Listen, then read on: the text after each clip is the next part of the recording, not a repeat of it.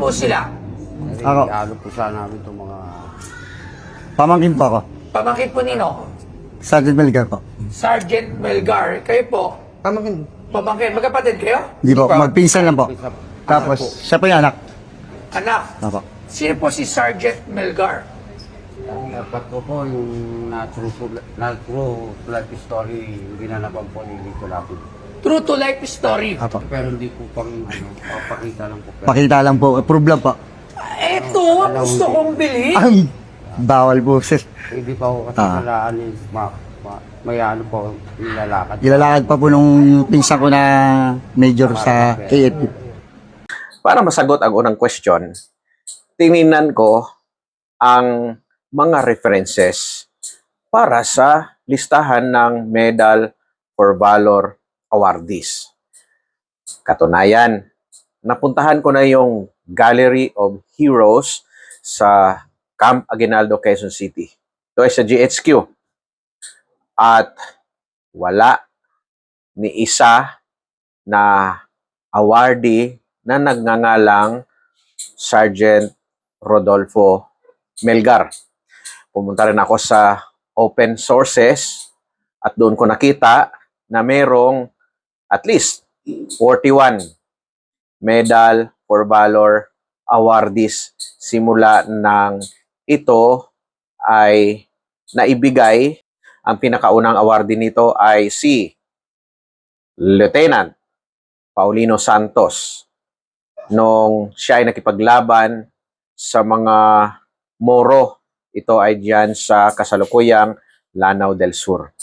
Merong tatlo na mga Philippine Constabulary personnel na awardee dito. Suson, Silvestre, at saka si Moreno. Wala uli doon sa listahan na apelyidong Melgar.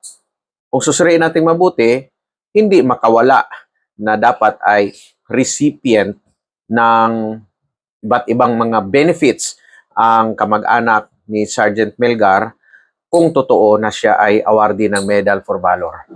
Merong batas, ang Republic Act 9049 noong taong 2001 na kung saan ay binibigyan ng pugay ang mga Medal for Valor awardees.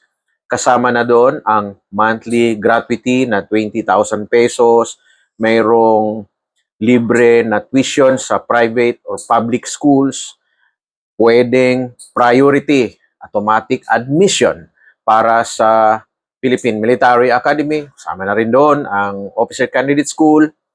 Mayroong mga discounts mga sa hospitalization at maging sa mga tindahan kung sila ay bibili ng mga goods, no, mga commodities.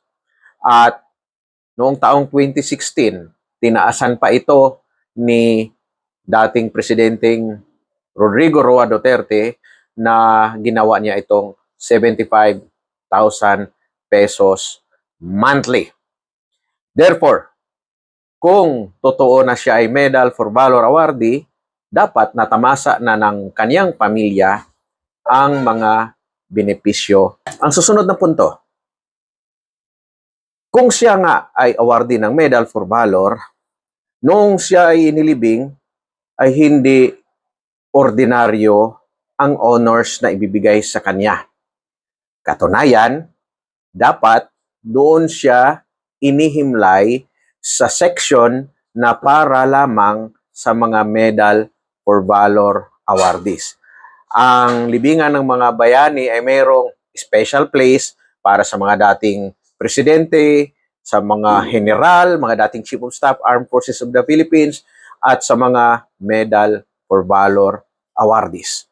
Kung dito sa kanyang paglibing, about 3 years ago, ay doon lang naman siya sa karaniwang plots na para sa mga ibang enlisted personnel at officers, ay hindi nga siya Medal for Valor awardee. Meron din akong nakita na old picture niya na kung saan ay 71 years old na siya, suot niya ang kanyang dating uniforme at doon sa kanyang award ay highest ang Gold Cross Medal Subalit, nung tiningnan ko sa ilalim, meron doon Distinguished Conduct Star. Ewan kung bakit nagkawindang-windang ang arrangement, pero dapat ang Distinguished Conduct Star, the second highest combat medal na binibigay sa Pilipinong sundalo, ay dapat nasa pinakaitaas. Again, walang Medal for Valor doon sa kaniyang awards plate. Ang pangalawang tanong, siya ba ay Scout Ranger? Sa ngayon ay hindi ko masasabi kung tunay na siya nga ay Scout Ranger dahil wala na naman na Scout Ranger personnel na kasama sa nagbigay-pugay sa kanya noong siya ay inilibing.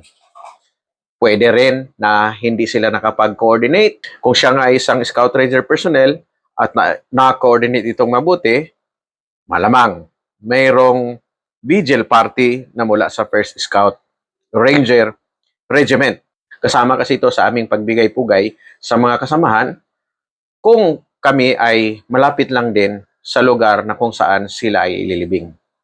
Lastly, para sa akin, regardless kung Medal for Valor awardee siya or hindi, o Scout Ranger siya hindi, bilang retired personnel ay nararapat lamang na bigyan ng honor si Sergeant Rodolfo Melgar. At yan ang dahilan kung bakit meron siyang libre na burial plot sa loob ng libingan ng mga bayani. Ang ganang akin, sana hindi naman ibenta yung kanyang mga memorabilia. Subalit, wala namang batas sa bansang Pilipinas na nagbabawal sa pagbebenta ng mga memorabilia.